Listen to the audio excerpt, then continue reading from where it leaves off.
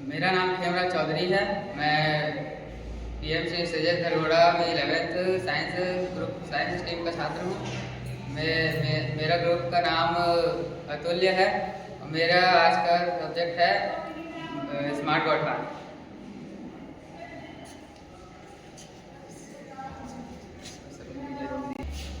जैसा कि हम जानते हैं कि हमारा भारत एक कृषि प्रधान देश है, जिसमें हमारे खेत किसान सभी की बड़ी मान्यता है। इस जैसा कि हम जानते हैं कि हमारा भारत देश एक कृषि प्रधान देश है, इसलिए आज भी हमारे देश की कृषि 60 से 70% सिर्फ पशुओं पर ही निर्भर रहती है। हमारे देश में आज भी जो गरीब किसान है वो आधुनिक तकनीक जैसे बड़े बड़े ट्रैक्टर जो महंगे होते हैं उन्हें खरीद नहीं पाते, इसलिए वे पशुओं का उपयोग करते हैं। क्योंकि वो हमारी पुरानी प्रथा से चलती आ रही है, इसलिए हम उनके लिए एक स्मार्ट गौठान का निर्माण करते हैं, जो हर जहाँ आधुनिक तकनीक पहुंच नहीं पाती या जो लोग उसका उपयोग नहीं कर सकते, वो स्मार्ट गौठान जो कम कीमत पर ज़्यादा फायदे वाली बात है वो उसका उपयोग करें।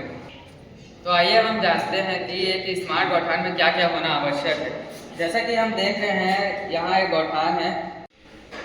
तो सबसे पहले तो गौठान में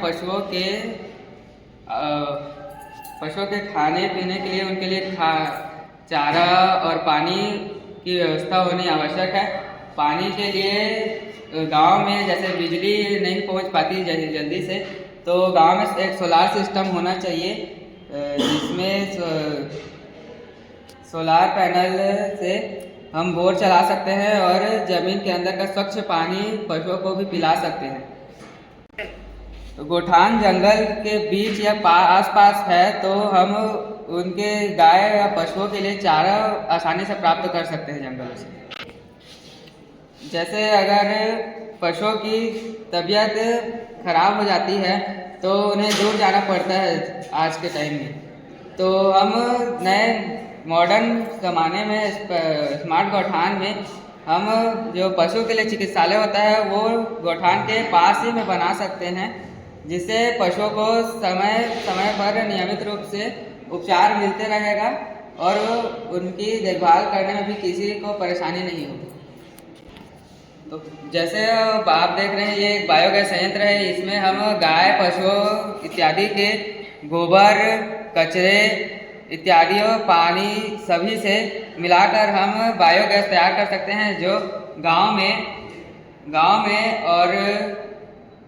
गौठान में लाइट की व्यवस्था, खाने पकाने के लिए गैस की व्यवस्था उचित रूप से मिल सकती है। तो जैसा कि आप देख रहे हैं कि यहाँ पर एक दूध डेयरी है, जिसमें पशुओं से प्राप्त जैसे गाय, बकरी, भैंस के दूध से जो भी प्रोडक्ट बनते हैं उसे यहाँ के गांव के निवासियों को एक रोजगार प्राप्त होता है, जिससे किसी को भी जीवन यापन करने में कोई दिक्कत नहीं होती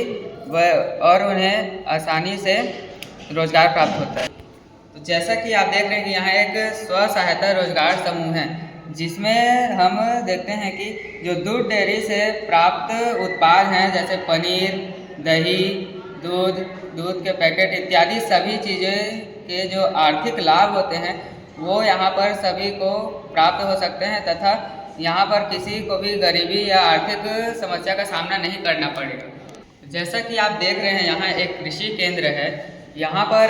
जंगल के बीच में होने के कारण यहाँ पर जो खेती किसानी की अधिकता होती है, इसलिए यहाँ पर एक कृषि केंद्र होना चाहिए, जहाँ पर सभी किसान, सभी गांव निवासी जो जितने भी हैं सब यहाँ पर आकर अपने खेत खलिहान के लिए नई तकनीकों का उपयोग कर सकते हैं, उनके बारे में जान सकते हैं और उन्हें आधुनिक युग से भी जोड़ते हैं। तो यहाँ आप देख सकते हैं कि यहाँ एक कूड़ादान है, जिसमें सभी जो गौठान, दूध डेयरी, पशु चिकित्सालय, स्व सहायता रोजगार केंद्र, कृषि केंद्र के जितने भी कचरे या इत्यादि भी जो वहाँ से निकलते हैं उन्हें हम बायोगैस में उपयोग कर सकते हैं और उन्हें सभी कचरों को रिसाइकल भी कर सकते हैं। इस प्रकार आप देख सकते हैं कि यहाँ पर जो स्मार्ट गौठान है वो बहुत ही आवश्यक है। जो पशु होते हैं, कई लोग जो है उनके जो तबीयत पानी खराब होने के कारण, जैसे कि पशु चिकित्सालय दूर होता है